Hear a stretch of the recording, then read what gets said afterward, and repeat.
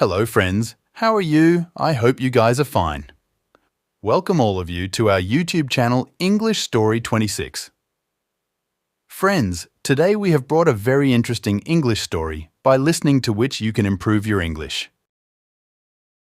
Chapter 1.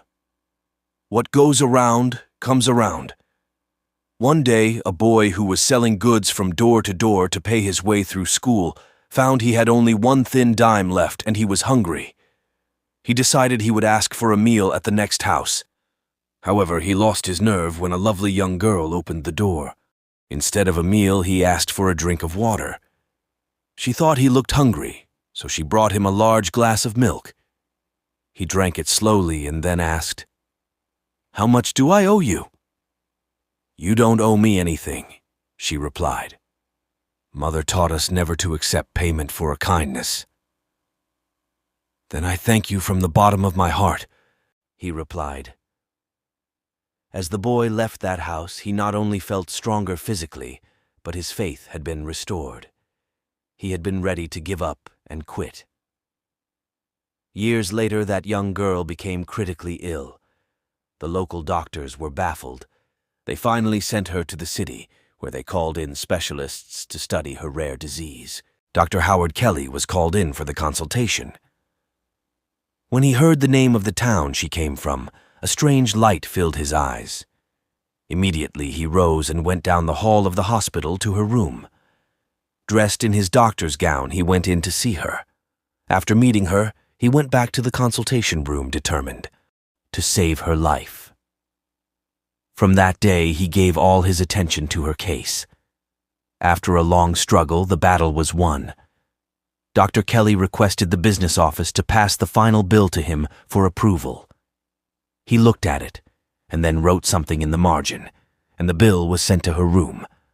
She feared to open it, for she was sure it would take the rest of her life to pay for it all.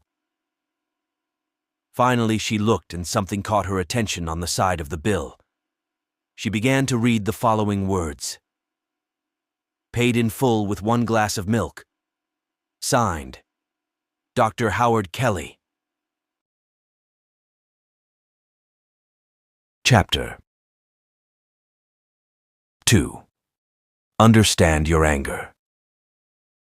There once was a young boy with a very bad temper. The boy's father wanted to teach him a lesson, so he gave him a bag of nails and told him that every time he lost his temper, he must hammer a nail into their wooden fence. On the first day of this lesson, the little boy had driven 37 nails into the fence. He was really mad.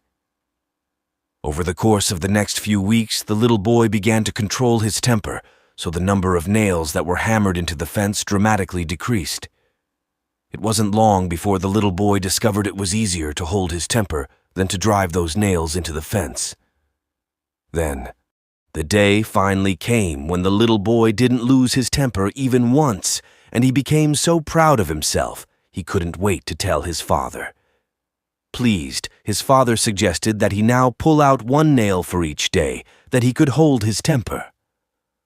Several weeks went by, and the day finally came when the young boy was able to tell his father that all the nails were gone. Very gently, the father took his son by the hand and led him to the fence. "You have done very well, my son," he smiled, "but look at the holes in the fence. The fence will never be the same." The little boy listened carefully as his father continued to speak. "When you say things in anger, they leave permanent scars just like these, and no matter how many times you say you're sorry, the wounds will still be there." Chapter 3. 2 Poor Boys. In New York, there were Joe and Bill. Joe and Bill were close friends, but they were very poor. They did odd deeds to earn money. They swept and cleaned the streets for their living. One cold morning, Joe was wandering along the streets of New York. He found an apple. He picked up the apple from the ground. He asked his friend Bill, "What did you find today for our night food?" "I got nothing today," replied Bill in anguish. Joe gave his apple to Bill and said, "Bill, You eat this apple. Bit a small piece off the apple. Joe said, No, bite off more, eat more. I am strong. I can bear hunger. You are weak. You can not bear hunger. By these words of Joe, Bill was satisfied, and he remained a good friend of Joe forever. Thereafter they remained good friends.